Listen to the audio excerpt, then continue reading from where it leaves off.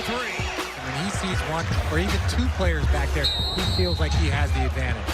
Irving from Avenue K.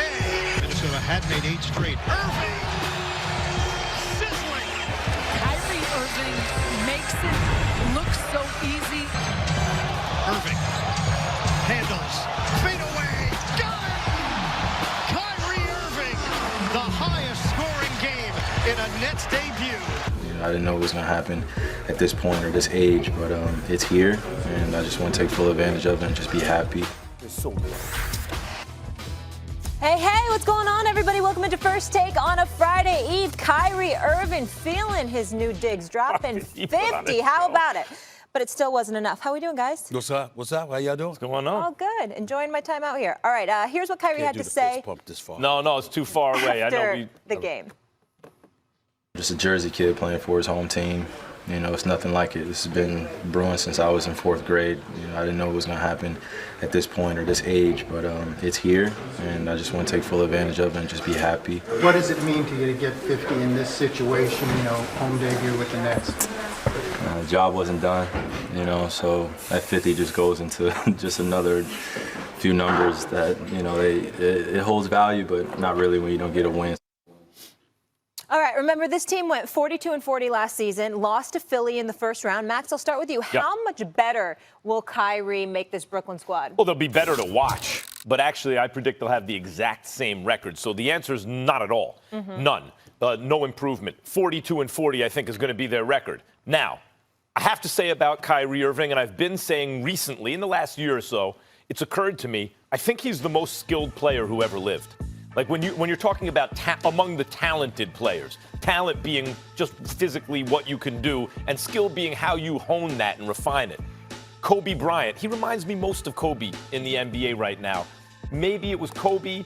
I think maybe Kyrie even more skillful. It's ridiculous. He has the greatest handles of all time.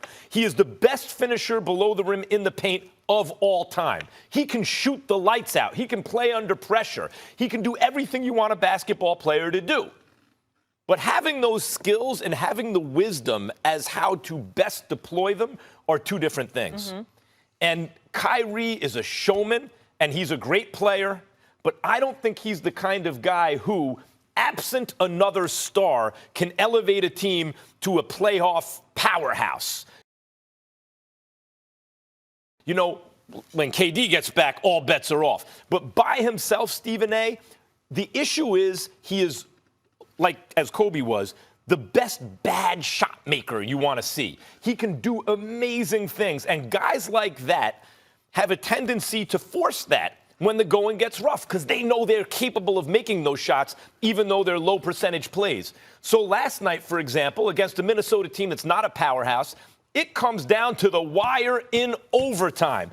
He was criticized because he lost the hand. He got off a good shot. I thought it was good. I thought he'd won the game. He lost the game. You know what? Next time it's going in. But it's going to be like that this season. When that shot falls, which it'll do half the time, they'll win. And when it doesn't, they'll lose. I'm saying he'll be a little over 500. Just like last year, the team stays in place. Once again, you convolute things to such a degree that we might as well take a course at Columbia to try to comprehend what you're saying. First of all, when you talk about the wisdom to deploy your skills, excuse me, that falls in line with your skills. If you're devoid of wisdom as to when to deploy the assets that you have, that compromises your skill set to some degree. That's number one.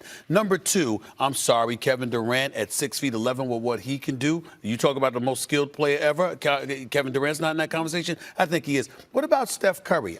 Last time I checked, I thought he had a nasty handle. And oh, by the way, he can pull up from 40 plus. Okay, that's a skill set. So we could debate that till the cows come home. That is Kyrie in that conversation or not? He's in the conversation. Okay. He's in the. I never said he wasn't in the conversation. You said he was the best ever. Period. I'm saying there are other people in the conversation to bring that statement by you into question. Now, let's get to what happened last night in terms of what Kyrie Irving means to the Brooklyn Nets. I believe the Brooklyn Nets are going to be better. The reason why I believe they're going to be better is because I think they're a pretty damn good team, period. And I think Kyrie is better than D'Angelo Russell. And I think the East is weaker this year than they were last year. When you say better, you mean go further in the playoffs? No, or I just mean a better regular record. I mean a better regular season record and potentially to go further in the playoffs. Because remember, they got bounced out in the first round. That ain't going to happen. That might not happen this year. Because when you look at Milwaukee and you look at Philly and to a lesser degree Boston, who I believe a legitimate argument can be made that Brooklyn could give Boston a run for its money, the reality is it's plausible that the Brooklyn Nets can end up a 3 or 4 seed and they could possibly get out of the first round. So I look at it from that perspective. In terms of a regular season record, let's also remember this.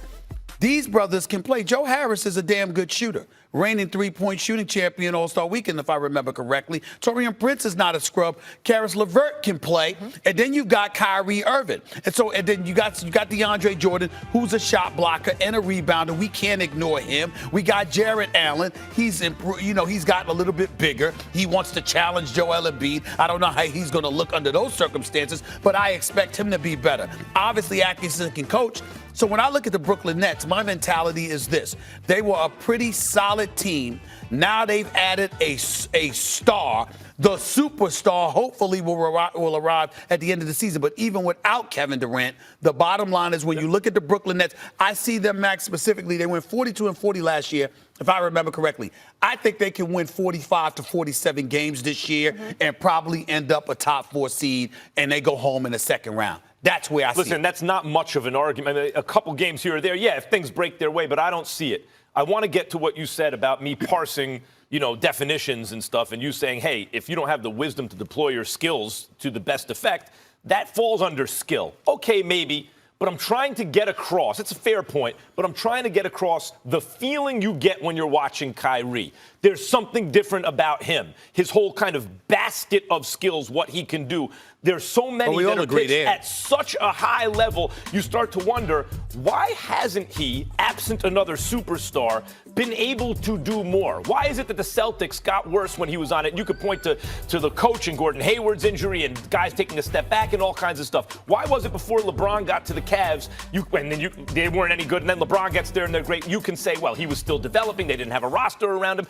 And those are legitimate points. But what I'm saying is we have to pay attention to the reality, I think, that it just may be that his style of play, the kind of mentality he has, sometimes it's not point guard first mentality, and it's not going to elevate the But team. that's because you're inclined to look at statistics. You're inclined to look at just numbers, primarily, not just, but primarily numbers. And what I'm saying to you, at times, I believe you've been unfair to Kyrie. For example, when LeBron leaves and he gets drafted #1 overall, sure, they weren't going anywhere, but Cleveland improved every single year in the win category until LeBron returned. That's number one. It wasn't like they took a step back. They improved each year that he was there. He was a rookie, having played only a few games, 11 or 17, whatever the number was, at Duke University before coming in to the NBA. That's all the experience he had coming out of high school, about 11 to 17 games on a collegiate level, and then he comes into the NBA and they improve every year. Last year, the year before rather, when he was injured, he goes down. Then last year, he gets blamed for it. I understand he wasn't perfect. Please don't get me wrong. But how many times have I told you, Gordon Hayward being inserted into that starting lineup and fragmenting that team, Danny Ainge and Brad Stevens, and I respect the hell out of both of them, but their decision to put Gordon Hayward in that lineup, when you had guys, Magic, Wilbon and myself talked about this yesterday on my NBA Sports Center with yours truly. Magic even talked about it. Wilbon talked about it. When a guy is getting it given to him in practice, and you insert him into the starting lineup, you fragment a team. But we talk about Kyrie. No, I get that point. And you're saying stuff unfairly kind of sticks to Kyrie at times. I get that. I'm not even like that's a separate debate. What I'm saying is when you watch Kyrie, neither one of us have him as a top 5 player. He's probably a top 10 player, but you can get an argument on that. He's probably a top 3 point guard, but maybe not because of Damian Lillard the season he had last year. The things that Damian Lillard brings to a locker room, the way his teammates want to play with him. When I ask you, if I were to ask you, why isn't Kyrie automatically top 5 player in the NBA?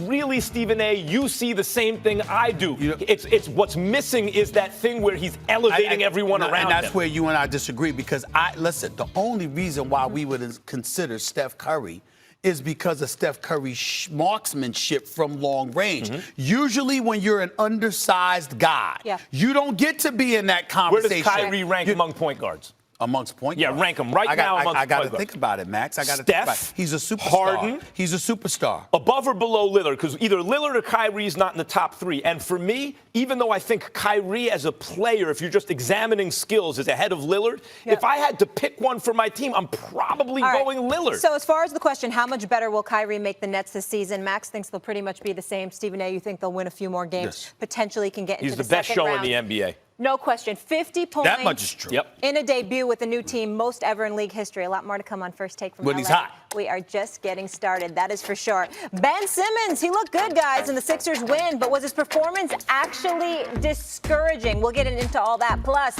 the Unicorn made his Dallas debut last night. So are the Mavs legit contenders? We debate that.